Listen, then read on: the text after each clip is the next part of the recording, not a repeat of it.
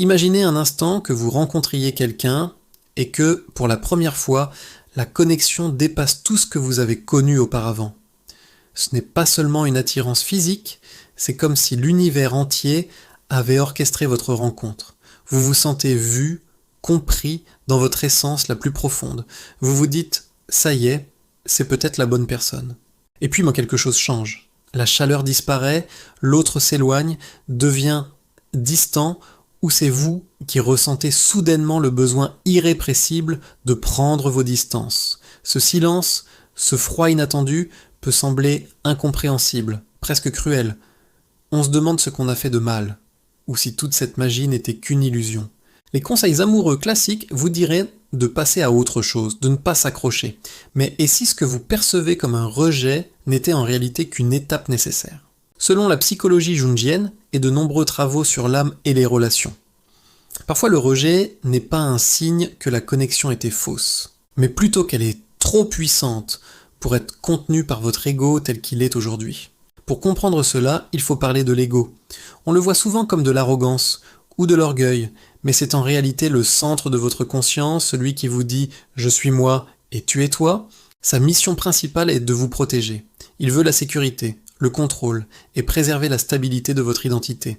Et lorsque vous êtes confronté à une passion intense ou à un amour profond, l'ego se sent menacé. C'est comme être sorti d'une grotte sombre pour être exposé à une lumière éblouissante.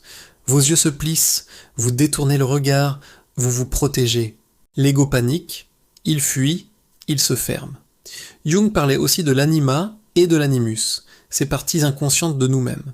L'anima représente la part féminine dans un homme, l'animus, la part masculine dans une femme. Lorsque nous tombons amoureux, nous ne voyons souvent pas l'autre tel qu'il est, mais comme un reflet de cette part idéalisée. Nous tombons amoureux d'un fantasme, pas d'une personne réelle. Et c'est ce fantasme qui rend les débuts de relations si exaltants, si magiques, presque irréels. Alors pourquoi le rejet apparaît-il ? Parce que la personne réelle finit par révéler des imperfections, agir d'une manière inattendue, refuser de jouer le rôle que notre ego lui a attribué. La chute est douloureuse car elle brise l'illusion, mais cette destruction est essentielle. Elle vous oblige à distinguer la personne réelle de votre projection. Elle vous invite à voir l'autre tel qu'il est, avec son humanité, ses forces et ses faiblesses. Le rejet met aussi en lumière votre propre ombre, ces parties de vous que vous avez rejetées ou cachées. Cela peut être des insécurités, des colères refoulées, des peurs, ou ce sentiment que vous n'êtes pas assez bien. La personne que vous aimez agit comme un miroir. Si vous ressentez le rejet, il ne reflète pas seulement l'autre, mais surtout ce que vous devez encore guérir en vous-même.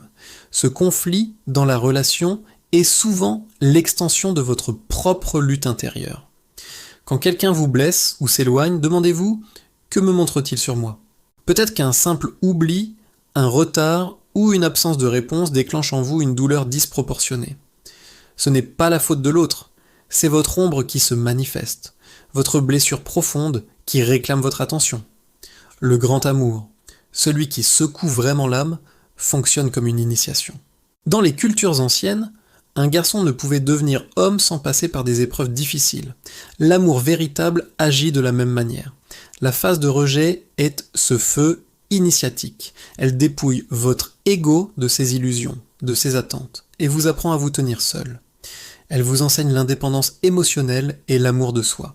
Il est important de distinguer le rejet transformateur de l'abus toxique.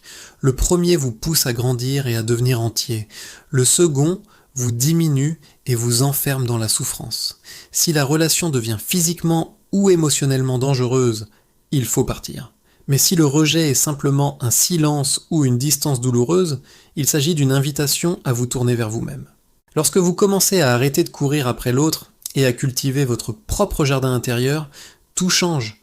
Vous devenez un espace sûr pour vous et pour les autres. Vous accueillez les gens tels qu'ils sont, sans en faire des projections de vos fantasmes. Le miroir cesse de refléter le conflit, et vous commencez à voir l'amour pour ce qu'il est vraiment. En essence, l'univers vous brise parfois le cœur pour que vous puissiez enfin l'ouvrir. Le rejet n'est pas un châtiment, c'est un espace sacré de transformation. Il vous prépare à un amour réel, profond et durable. Si vous traversez une séparation douloureuse, Ne vous précipitez pas pour combler le vide, accueillez cette distance comme un temps pour grandir, pour intégrer votre ombre et pour devenir entier par vous-même. C'est dans ce processus que vous préparez le terrain pour une relation authentique et saine. Je vous invite maintenant à prendre un engagement envers vous-même. Écrivez dans les commentaires « J'accepte le miroir, je suis prêt à guérir ». Ce simple acte devient votre déclaration à l'univers que vous êtes prêt à arrêter de fuir et à devenir la personne que vous êtes censé être. Si cette vidéo vous a permis de voir votre douleur sous un autre angle, n'hésitez pas à liker pour que ce message atteigne d'autres cœurs brisés et abonnez-vous à la chaîne L'amour psychologique, où chaque semaine, nous explorons la psychologie de l'âme et les mystères des relations profondes. Vous n'êtes pas seul dans ce voyage, et chaque pas que vous faites vers la guérison compte. Rappelez-vous, le rejet n'est jamais la fin, c'est le début de votre transformation. Calmez votre ego, regardez votre ombre et préparez-vous à accueillir un amour réel, ancré et durable. La seule issue est à l'intérieur.